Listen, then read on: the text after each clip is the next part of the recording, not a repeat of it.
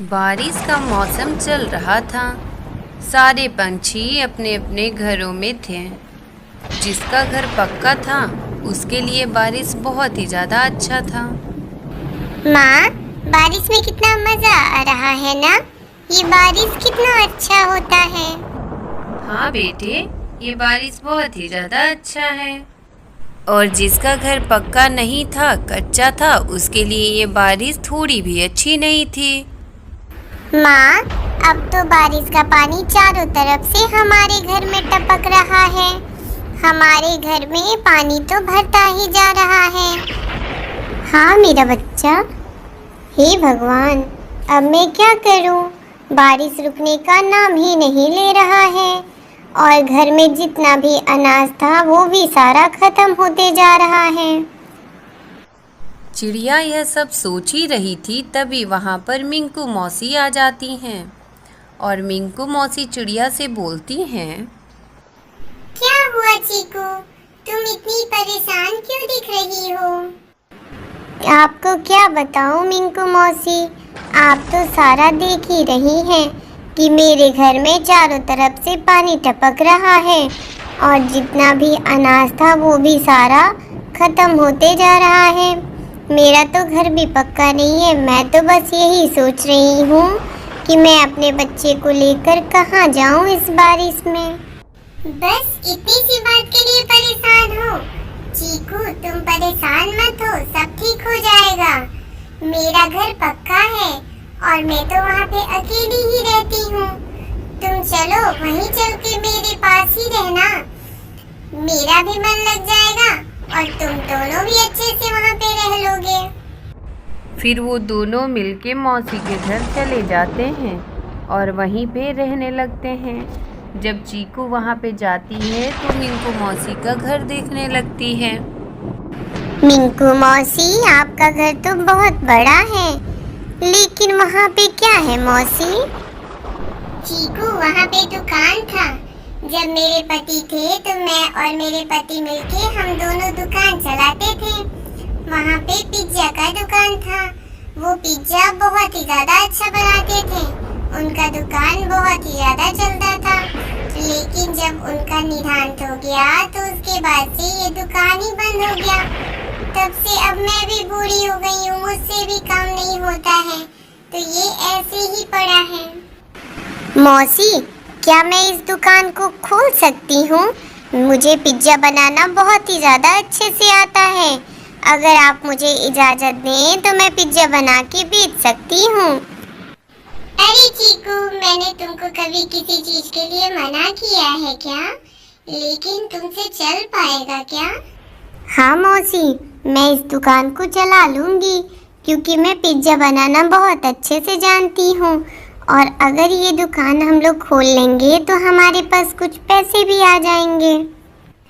लेकिन मौसी, दुकान तो मैं खोल दूंगी, लेकिन अभी तो मेरे पास पैसे भी नहीं हैं। अरे चीकू, तुम उसकी चिंता मत करो, मैं हूँ ना। ये लो कंगन, और इसको बेच के जो भी सामान लगता है उसको लेके आओ और दुकान को शुरू करो। लेकिन मौसी, मैं ये कंगन कैसे ले सकती हूँ। अरे चीकू, अब तो हम लोग एक ही परिवार के हिस्सा हैं, तो तुम्हारा लगे या मेरा लगे बात तो बराबर है। ये लो, इसको ले जाओ और ले जाके बेच के जो भी पैसे मिलते हैं उससे जो भी सामान लगेगा वो खरीद लो। उसके बाद चीकू उस कंगन को उठाती है और लेके मार्केट चली जाती है। वहाँ पे जाके वो कंगन बेच देती है और बेचने के बाद जो भी पैसे उसे मिलते हैं उससे पिज्ज़ा का सामान ले लेती है और लेके आके दुकान शुरू कर देती है। वो यहाँ पे बहुत सारे तरह के पिज्ज़ा बनाना शुरू कर देती है।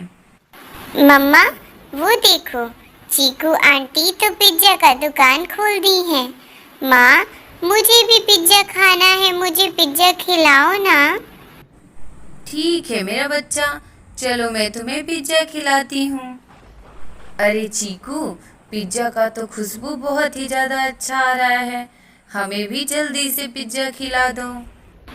ठीक है गोरी बहन, आप लोग बैठिए, मैं आप लोग के लिए अभी पिज्जा लगाती हूँ। फिर चीकू दोनों को पिज्ज़ा दे देती है और वो दोनों खाने लगते हैं। चीकू, तुम तो बहुत ही अच्छा पिज्जा बनाती हो। जितना ही खुशबू अच्छा आ रहा था, पिज्जा तो उससे भी ज़्यादा अच्छा है। तुम एक काम करो, हमारे लिए एक घर के लिए भी पैक कर दो, हम लोग इसको घर लेके जाएंगे। फिर चीकू पिज्जा पैक कर देती है और वो लोग उसको लेके चले जाते हैं। उसके बाद वहाँ पे कबूतर आता है। कबूतर वो लोग के हाथ में पिज्जा देख के बोलता है, गौरी, इतना तेज बारिश में तुम्हें पिज्जा कहाँ से मिल गया? तुम बाजार गई थी क्या?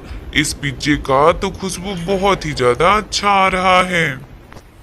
अरे नहीं नहीं कबूतर भैया, हमारे पास वाले पेड़ पे ही चीकू चिड़िया पिज्जा का दुकान खोली है और वो बहुत ही ज़्यादा स्वादिष्ट पिज्जा बना रही है। हम लोग तो वहाँ बस खाने गए थे, लेकिन पिज्जा इतना ज़्यादा स्वादिष्ट था कि मैं तो एक पैक करा के भी लेके आ गई ताकि हम लोग रात को भी खा सकें। अच्छा, ऐसी बात है? तो फिर मैं भी जा रहा हूँ पिज्जा का स्वाद लेने। इतना कहकर वो चीकू चिड़िया के दुकान की तरफ चल देता है। वहाँ जाके देखता है तो वहाँ पहले से ही बहुत ही ज़्यादा भीड़ लगा होता है, क्योंकि बारिश का मौसम था और बारिश में कोई खाना बनाना नहीं चाहता है। तो वैसे मौसम में पिज्ज़ा का दुकान चीकू का बहुत ही ज़्यादा चल रहा था और बहुत ही ज़्यादा बिक्री भी हो रही थी। इस प्रकार चीकू का दुकान बहुत ही ज़्यादा चलने लगा था। कुछ ही दिनों में चीकू चिड़िया बहुत ही ज़्यादा पैसे कमाने लगी थी, क्योंकि वो एकदम ईमानदारी से काम कर रही थी। जब चीकू चिड़िया के पास कुछ पैसे हो गए तो वो मौसी के लिए एक कंगन लेके आई। मिंकू मौसी, ये लीजिए, मैं आपके लिए एक कंगन लेके आई हूँ। अरे चीकू, इसकी क्या जरूरत थी? तुम पैसा क्यों बर्बाद की? तुम कंगन क्यों लेके आई हो? मौसी, इसे पैसे बर्बाद नहीं कहते हैं, और अगर आपने मुझे कंगन नहीं दिए होते तो फिर मैं दुकान कैसे शुरू कर पाती? और आपके उसी कंगन की वजह से आज हम लोग के पास इतना ज़्यादा पैसा हो गया है ताकि हम लोग हर चीज़ को पूरा कर सकते हैं। तो मैंने सोचा कि क्यों ना मैं आपके लिए एक अच्छी सी कंगन बनवाऊं, इसीलिए ये मेरे तरफ से आप एक गिफ्ट समझ के रख लीजिए। ठीक है चीकू।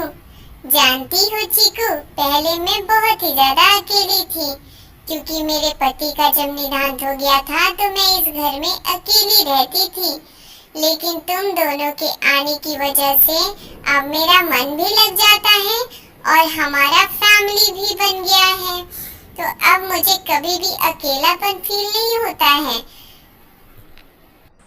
इस प्रकार वो तीनों खुशी खुशी मिलके दुकान चलाने लगते हैं और खुशी खुशी रहने लगते हैं।